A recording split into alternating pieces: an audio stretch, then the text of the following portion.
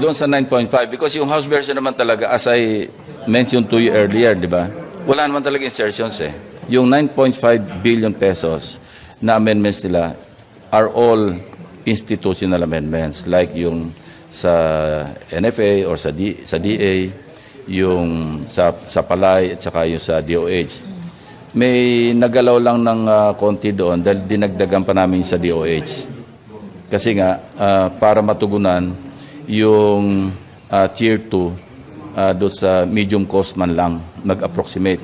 Because right now, ang doon sa NEP, 151 billion pesos sa Tier 1, pero low cost. No? Ang low cost meaning, walang leveling up. Hindi man lang nag-level up yung mga programs, activities, and projects doon sa 2019. Kasi sa 2019, 141 billion. Ito yung sa universal healthcare. So, ang ginawa namin, nadagdagan ng House yun, dinagdagan pa rin namin because ang requirement sa medium cost under Tier 2, para lang maka-level up tayo, meaning there are additional programs to be included under the universal healthcare program. And also, para yung select barangays, madagdagan yung number of barangays na makover.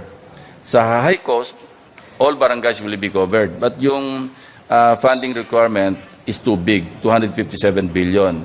So, doon lang kami nag-approximate sa 241 billion as against the 141 billion under the Tier 1 at saka sa low cost.